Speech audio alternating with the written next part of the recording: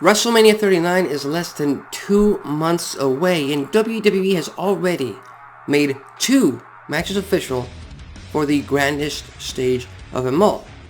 So basically right now it's Monday night, we're less than 2 months away from WrestleMania, so I figured I'd try to give the WrestleMania card a shot. I'm trying to build up both nights of WrestleMania right here, right now on the channel, so without further ado, here we go. Now, each night will have 9 matches. One of them will be on the pre-show, so each night will have 8 matches on the actual pay-per-view. Now, for night one, the pre-show match is very simple. Even though Rick Boogs has been announced as part of the Raw roster this past Monday, I feel like he would be a very good fit to go into a SmackDown feud, help out Nakamura, help out Ricochet, team with those 3 men against the team of Legado del Fantasma in Santos Escobar, Del Toro, and Joaquin Wilde. I believe that's a 6-man tag team match on the pre-show that can get the crowd going and ready for WrestleMania Night 1. Now with Night 1, again, all of these matches, they're in no particular order other than specifying which will be the main event. Now, it's obvious that the main event for Night 2 is going to be for the WWE Undisputed Universal Championship. And because of that, I have two matches possibly main eventing Night 1. Number 1, it'd be hard to argue against Sami Zayn. Does he deserve the main event of WrestleMania night? Of course he does. The story that they've been playing out with the Bloodline for the past 8 to 9, possibly 10 months at this point, it's been some of the best WWE television in the past decade, possibly. I'm not afraid to say that. But then again, we also have the Women's Championships on the line. And let's not forget that both Women's Championships, at least the one that has been officially announced and the one I have predicted that will go down, they're both going to be slobber knockers of a match. So either all 3 of them can easily be the main event of Night 1. But in this case, I have Sami Zayn and Kevin Owens teaming after reuniting at the Elimination Chamber pay-per-view in Montreal and challenging the Usos for the undisputed WWE Tag Team Championships. And I know what you're saying. Why not have Sami Zayn in the main event of Night 2 for the Universal Championship? Well, it's simple. I believe in the fact that WWE has had plans for Cody Rhodes versus Roman Reigns. That's been officially announced. And those plans also included Sami Zayn in a tag team match for the tag titles against the Usos, continuing and putting a bookend to their storyline for the most part, at least the initial part of that storyline, with Sami Zayn and the Bloodline. I don't believe that you mess up the entire WrestleMania card just for a Sami Zayn versus Roman Reigns match, which, by the way, we are already getting at the Elimination Chamber pay-per-view. And the payoff with Zayn versus Reigns is right there. Reigns is going to defeat Zayn, he's going to retain his championship, and the Bloodline is going to exact their revenge, possibly with the Jey Uso betraying Sami Zayn even more at the pay-per-view. And then Kevin Owens is going to make the save. And in Montreal, that's going to receive the pop of the century. And I think that will lead to the feud going into WrestleMania. And then Reigns concentrates on Cody Rhodes. But again, that's just my prediction. That's just something that I believe will happen. But because of how good the story has been, I would put this tag team match in the main event because I know fans are going to be so invested in this tag title match because of the storyline. For Night 1, I also have an official match announced. The SmackDown Women's Championship. Rhea Ripley versus Charlotte Flair. Now this is a rematch from 3 years ago when Ripley first came to the main roster. She was still the NXT Women's Champion, and Charlotte Flair won the Women's Rumble match and challenged her for the NXT Women's title. And that happened in that dungy warehouse 3 years ago because of obvious circumstances, the COVID pandemic happening. So now it's redemption time. They get to do it in front of a big crowd in LA on the grandest stage of them all. And I'm not here to give any predictions on who might win what matches. I'm not here to book that far, simply because most of these matches haven't been announced. And once we get closer to WrestleMania 39 and the card is mostly put together officially, I'll give my predictions on the actual winners of the matches then. We continue with the United States Championship match. Austin Theory, clearly, he's been not subtly inserting references to John Cena in his promos. Ruthless aggression, the champ is here, this and that. Everything about Austin Theory right now tells me and should tell the fans that he will defend the U.S. title against John Cena at WrestleMania 39. And if we can get The Rock at WrestleMania 39, we're getting John Cena. We also have, now this is a mixed tag team match, and the reason I have this as a mixed tag team match is because I couldn't decide, and I think that what I've put together is a much better option than option 2. Now, option 2 would have been Bianca Belair defending the Raw Women's Championship in a fatal 4-way match against Asuka, Becky Lynch, and Bayley. And then you have Seth Rollins versus Logan Paul in a singles match. And I think that's very attractive set of matches right there. But I do feel like the current Asuka character deserves her own singles match, and we'll get to that later. So in this case, I would have Seth Rollins teaming up with Becky Lynch, one of the most amazing power couples on WWE TV, two of the most over people on the roster, going up against Bayley and Logan Paul. And to be honest, fans are already hating on Logan Paul, so what would be the difference? Just include Bayley in there, and they'll just make an obnoxious pairing to face off against Becky Lynch and Seth frickin' Rollins. We also have, now this is a far-fetched idea, and I kind of was expecting Riddle to still be on WWE TV currently, but he's not. I don't know when he might return, and I don't know how they're going to make this work. Like I said, I'm not here to book this show, but ever since RK Bro was put together, I knew for a fact that there was going to be a big breakup, and the match would be Randy Orton versus Matt Riddle, with Randy Orton obviously being the masterful heel because he's so damn good at it. So at this point, I'm hoping this match happens because it'll be a great match. It'll break the fans' heart because I want to see RK Bro back together, but some things have to be done. So at this point, I don't know if Riddle returns and then Orton returns, and then Orton turns on Riddle, or they return together as RK Bro and then Orton turns on Riddle. Either way, I think Randy Orton versus Matt Riddle is a match set in stone for the very near future of WWE. We also have a tag team match between the Alpha Academy, Chad Gable and Otis, versus Johnny Gargano and the debut of the Olympic gold medalist, Gable Steveson.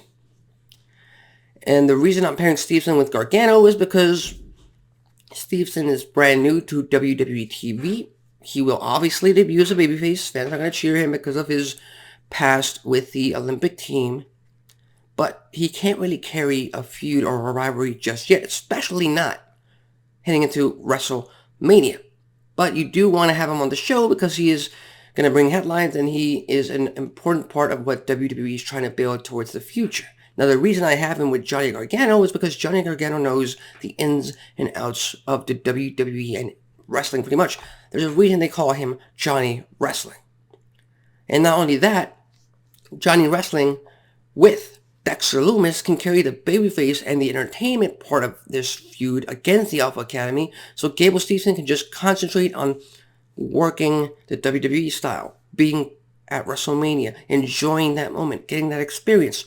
The feud and rivalry will get built up on its own by a very entertaining Chad Gable, Johnny Gargano, Dexter Lumis, and Otis, of course. We also have a singles match simply because I believe that Ronda Rousey is too big of a name to not include in the WrestleMania card. And I thought about having Ronda Rousey be in a women's tag team title match, but then I thought about it and I thought there's no real story reason to have her be a part of that match other than to just bulk it up with star power. So my reasoning is either Ronda Rousey returns to challenge for the SmackDown Women's Championship, or, that SmackDown Women's title is already busy and I don't think, occupied, and I don't think fans want a triple threat match in that case, or she can come back and blame Shayna Baszler for her loss to Charlotte Flair on SmackDown. And I think that's going to happen. Ronda Rousey versus Shayna Baszler, 1-on-1 at WrestleMania. And finally, we have a very long-winded storyline that might get interesting, and I think that they should really try to tie up all the loose ends that it might have. Of course, I'm talking about another mixed tag team match. Now, at this point, at first I thought about putting Bliss and Bray Wyatt together, but Bliss is a heel and Bray Wyatt is a babyface. So once I figured that out, I figured some other plan. And with Alexa Bliss being a heel, I figured that she would manipulate her former friend and mixed tag team partner in Braun Strowman to protecting her from the big bad Uncle Howdy and Bray Wyatt, and challenging them to a mixed tag team match. And who on the women's roster is crazy enough to tag with the Eater of Worlds, with Bray Wyatt, with Uncle Howdy, with The Fiend? Who is crazy enough on the roster to do that? Well, it's very simple. We're talking about Nikki Cross.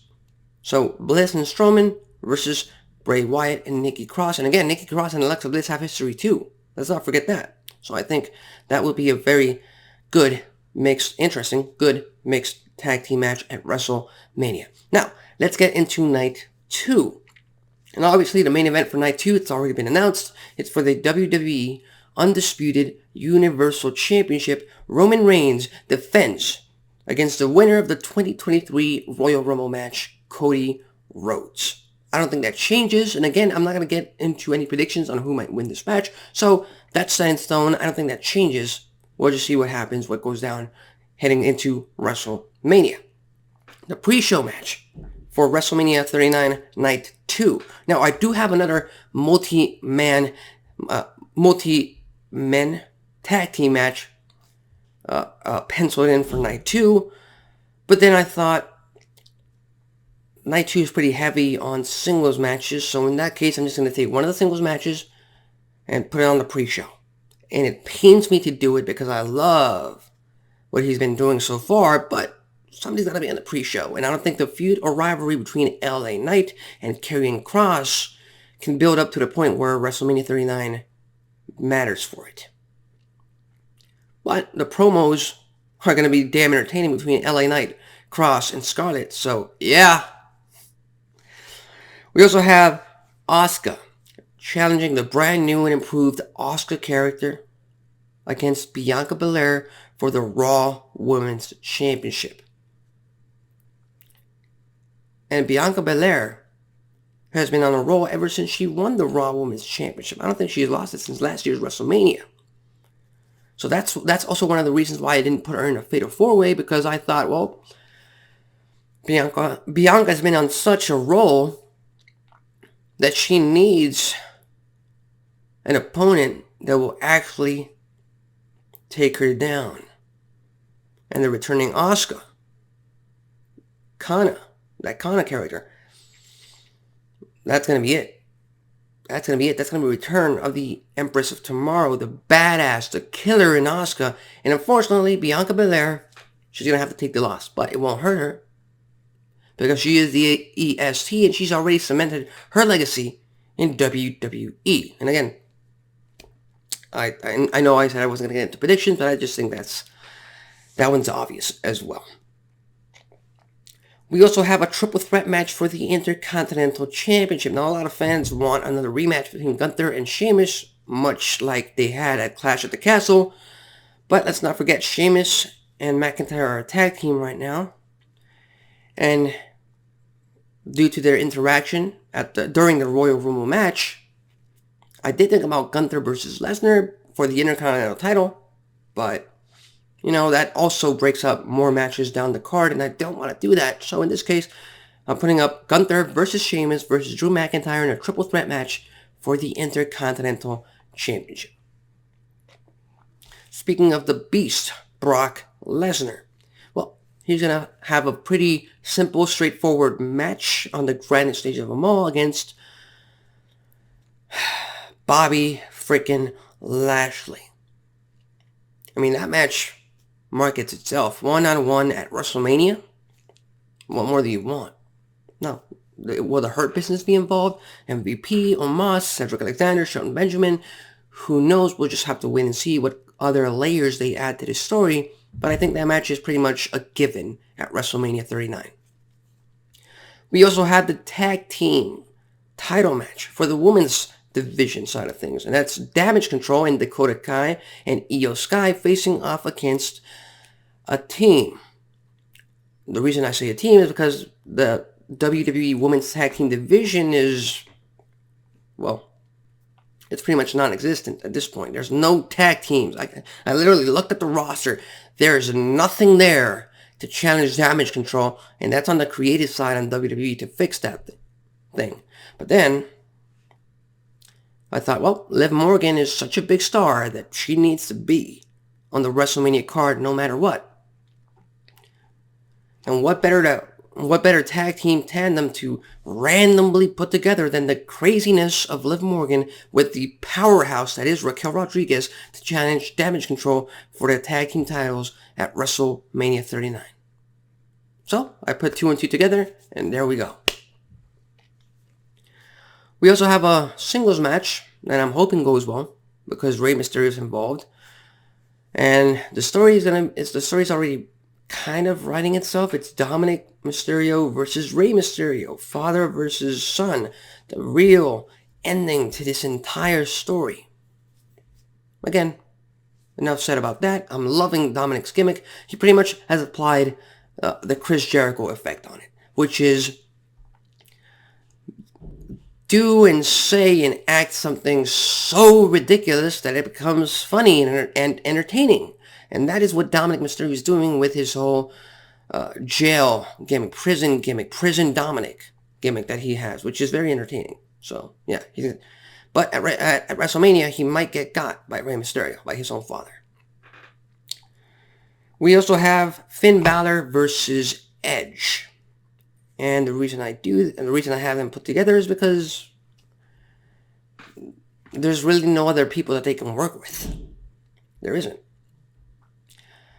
I thought about a mixed tag team match. If Rhea Ripley hadn't won the Rumble match, it would have been Edge and Beth Phoenix versus Rhea Ripley and Dominic Mysterio at WrestleMania, but that breaks up too many matches for the WrestleMania card.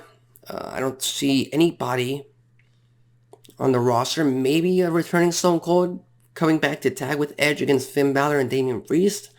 Other than that, it's a straight-up singles match at WrestleMania between Edge and Finn Balor. Payback's a bitch. We'll just have to wait and see. And finally, the the multi-man tag team match. Multi-man tag team match, yeah, that's a better way of putting it. Between New Day and Street Profits against a team of Hit Row and Imperium. 8-man tag team match at WrestleMania Night 2. And the reason I put those 4 tag teams together in an 8-man tag team match is because, well, they have to be on the WrestleMania card. They have to. It was just that damn simple. But with that said, those are my initial predictions for the upcoming WrestleMania card. I know a lot of you have different kind of predictions, different kind of expectations for the card itself. So if you do, leave them in the comments section below. I've been Alexis Carrillo. This has been Wrestling Talk, and I'll see you next time.